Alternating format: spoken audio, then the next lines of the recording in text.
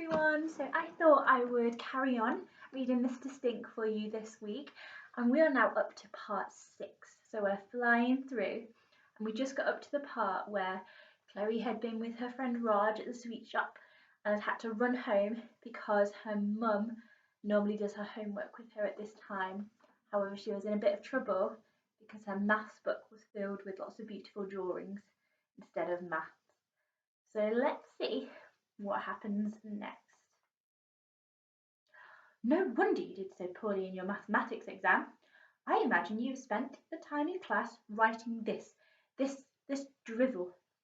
I am so disappointed in you, Chloe. Chloe felt her cheeks smarting with shame. She hung her head. She didn't think her story was drivel, but she couldn't imagine telling her mum that. Don't you have anything to say for yourself? Shouted her mother.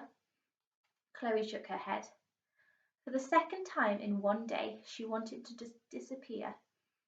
Well, this is what I think of your story, said Mother, as she started trying to rip up the exercise book. Oh, please don't, stammered Chloe. No, I'm not paying your school fees for you to waste your time on this rubbish. It's going right in the bin. The book was obviously harder to rip than Mother had expected, and it took a few attempts to make the first tear. However, soon the book was nothing more than confetti. Chloe bowed her head. Tears were welling up in her eyes as her mother dropped all the pieces in the bin. Do you want to end up like your father, working in a car factory? You concentrate on your maths and don't get distracted by silly stories. You have the chance of making a better life for yourself. Otherwise, you'll end up wasting your life like your father did. Is that what you want? Well, how dare you interrupt me, shouted her mother. Chloe hadn't realised this was another one of those questions that you're not actually meant to answer. You'd better book up your ideas, young lady. Chloe wasn't quite sure what she meant, but it didn't seem like the best idea to ask. Mother left the room, dramatically slamming the door behind her. Chloe slowly sat down on the edge of her bed. She buried her face in her hands. She thought of Mr. Stink, sitting on his bench with only the Duchess for company. She wasn't homeless like him, but she felt homeless in her heart. Monday morning, the first proper day of the Christmas holidays, a day that Chloe had been dreading. She didn't have any friends she could text or email or Facebook or Twitter or whatever, but there was one person she wanted to see. By the time Chloe got to the bench, it was raining heavily, and she'd wished she'd at least paused to pick up an umbrella. The Duchess and I weren't expecting to see you again, Chloe, said Mr. Stink. His eyes twinkled at the surprise, despite the rain. I'm sorry I ran off like that, said Chloe. Don't worry, you are forgiven, he chuckled. Chloe sat down next to him. She gave the Duchess a stroke and then noticed that the palm of her hand was black. She surreptitiously wiped it onto her trousers. Then she shivered as a raindrop ran down the back of her neck. Oh no, you're cold, said Mr. Stink. Shall we take shelter from the rain in a coffee shop establishment?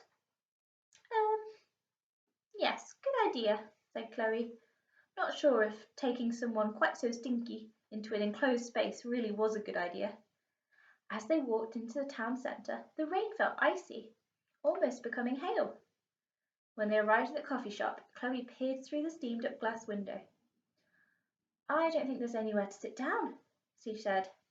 Unfortunately, the coffee shop was bursting with Christmas shoppers, trying to avoid the cruel British weather. We can but try, said Mr. Stink, picking up the Duchess and attempting to conceal her under his twisted jacket. Mr. Stink opened the door for Chloe, and they squeezed themselves inside. As Mr. Stink entered, the pleasing aroma of freshly brewed coffee keeled over and died. His own special smell replaced it. There was a silence for a moment, and then panic. People started running towards the door, clutching serviettes in their mouths as makeshift gas masks. Abandon Starbucks! Screamed a member of staff, and his colleagues immediately stopped making coffees or bagging muffins and ran out for their lives. "It seems to be thinning out a little," announced Mr. Stink. Soon they were the only ones left in the shop. "Maybe smelling this bad has its advantages," thought Chloe. If Mr. Stink's super smell could empty a coffee shop, what else could it do? Maybe he could clear the local ice rink of skaters so she could have a go on it all by herself.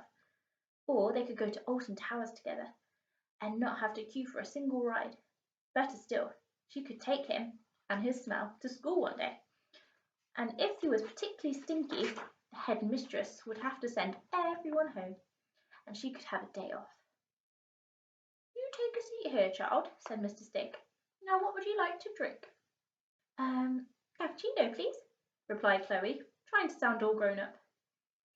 "I think I'll have one too." Mr. Stink shuffled behind the counter and started opening tins. "Righty-ho, 2 cappuccinos coming right up." The machines hissed and spat for a few moments, and then Mr. Stink pottered back over to the table with 2 mugs of a dark, unidentifiable liquid. On closer inspection, it appeared to be some kind of black slime, but Chloe was too well brought up to complain, and pretended to sip it, whatever it was that he'd concocted for her. She even managed an almost convincing, lovely. Mr. Stink stirred his solid liquid with a dainty silver spoon he pulled out from his breast pocket. Chloe stole a glance at it and noticed that it had 3 little letters delicately engraved on the handle. She tried to get a better look, but he put it away before she could see what the letters were. What could they mean?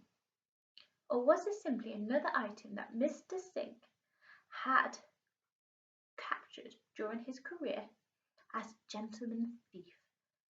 "So, Miss Chloe," said Mr. Stink, breaking her train of thought, "it's the Christmas holidays, isn't it?"